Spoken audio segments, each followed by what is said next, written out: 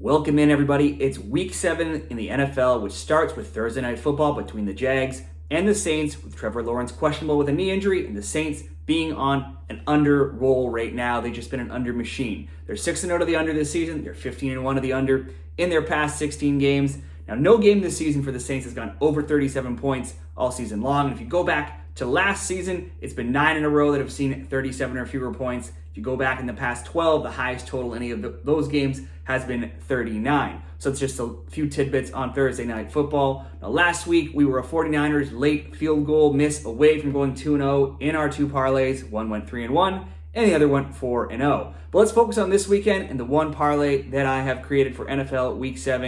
And if you're listening and you like this content, be sure to give this video a like and subscribe to the channel for more sports picks all year long. Let's get rolling, and we'll go to the Bills and the Patriots in this AFC East rivalry. The Bills may have struggled on Sunday Night Football, but they still got the win 14-9 over the Giants. The Patriots have struggled all season long, including last week, where they lost 21-17 to the Raiders, despite Garoppolo leading with an injury. That leaves them on a 3-game losing skid, and they're 1-5 on the season. The Bills have won the past 4 games between these two teams, including 24-10 and 35-23 wins last year. Now, this Patriots team just has no offense whatsoever this season, and they have an embarrassing 12 points per game on offense, while being outscored 93-20 in their past 3 games. Mac Jones has been benched in 2 of those 3 games, and he's totaled 200, 110, and 150 yards passing, while going a combined 0 touchdowns with 5 interceptions in those games. Now, Josh Allen on the Bills side sustained a shoulder injury last week, but he was practicing this week. Head coach Sean McDermott says he's day-to-day, but Allen himself says he'll be ready to go, and it's not too serious. The Bills only give up 14.8 points per game, so this doesn't look like a spot where Mac Jones and the New England offense will turn things around. So we'll kick off this parlay with a Bills win here. Next up is the Chargers and the Chiefs, AFC West rivalry. The Chargers are coming off a close 20-17 loss on Monday Night Football, while KC played on Thursday Night Football, beating Denver 19-8. So KC will have a big rest advantage here, having played earlier versus the Chargers playing later on Monday Night Football. They've been the much better team as well this season. The Chiefs, they're 5-1, while the Chargers are just 2-3. KC have won 5 straight. After losing in Week 1, the Chargers had lost 2, then won 2, and then they lost on Monday Night Football. For KC, this is a different team, though, this season. They've been more defensively strong than offensively strong this year. They're not really blowing anybody out with high, point totals in the 30s and 40s. They're the only team, though, on defense that has yet to allow an opponent to score more than 20 points this season. That makes them second overall defensively in points per game allowed, allowing just 14.7. Whereas on offense, they're good,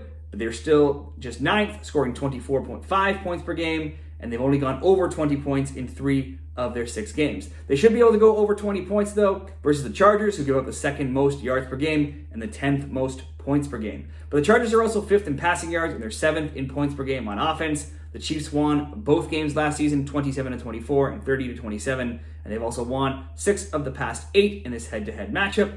But the Chargers are 5-1 ATS versus KC in the past 6. They are around 5.5-point underdogs going into this weekend, so perhaps they would be a good bet in the ATS markets. But in their head-to-heads, both teams have scored 20 or more points in each of the past 7 and in 9 of the past 10, if you're looking at that type of scoring prop market. In LA's 5 games this season, that would have also hit in all of them. The minimum points scored by both teams in each of the Chargers games has been 17 or more in all 5 of their games. Now, I'm thinking I'm going to go very conservative. Both teams to score 10 or more points, but you could probably go both teams to score 2 or more touchdowns. I just have some concern with that strong Chiefs defense and the Chargers being maybe tired after Monday Night Football. But surely I think both teams get 10 points, so that'll be the second leg of the parlay. It won't pay much, but it will add just a little bit more. And we'll round it out with the Dolphins and the Eagles. This game, I will go both teams to score 2 touchdowns. The odds makers are expecting a shootout here. This game has the highest total on the weekend at 52 points right now. After suffering a defeat to the Jets last week, it's clear this Eagles team is just not the same team as last year. Now, are they good enough to put up some points on a Miami defense that gives up 26 points per game? That's 26th, and 343.7 yards per game, which is 20th. I think they absolutely are. But the Patriots and Jets, 2 of the league's lowest scoring teams, have each put up 20 points on the Eagles. Now that's something Tua Tagovailoa and the Finns' top-ranked offense should be able to easily do as well. And if they're scoring 20 to 30 points, but giving them up as well, we should definitely see both teams scoring over 1.5 touchdowns here. Miami is averaging 8 yards per play. Next up is Buffalo and San Fran, who average 6.0. So in fact, that's a bigger difference in average yards per play between Miami and those teams in second than there is between Buffalo and San Fran in second, all the way down to the Giants, who are 32nd, as that's 6.0 to the Giants 4.1. So that's just a wild stat right there.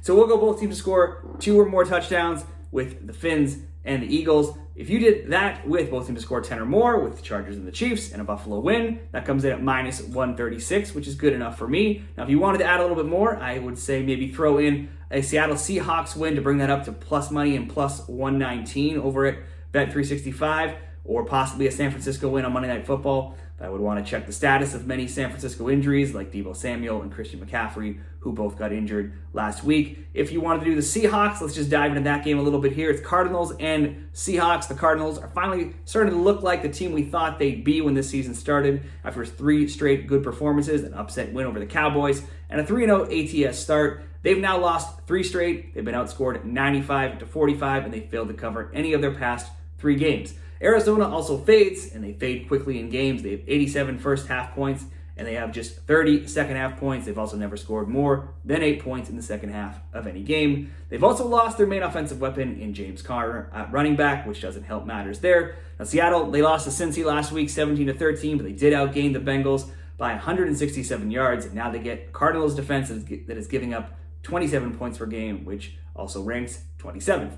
The Seahawks took both games last season in this rivalry, winning 19-9 and 31-21. They've also won 4 of the past 5, with Sunday looking like a good opportunity to extend that streak. So go with the first 3 or add the Seahawks in as well for a 4th, but I'll officially leave it at those 3, where we just need the Pats to keep being awful, 2 top quarterbacks in Herbert and Mahomes to lead their teams to at least 10 points, and the week's highest total on the board with the league's best offense, seeing both teams scoring at least 2 touchdowns with Miami and Philly for a small, but hopefully very likely payout. Now, who are your Week 7 picks? What parlays or teasers do you like? Be sure to drop them in the comments and let me know. And good luck with all of your Week 7 NFL picks this weekend.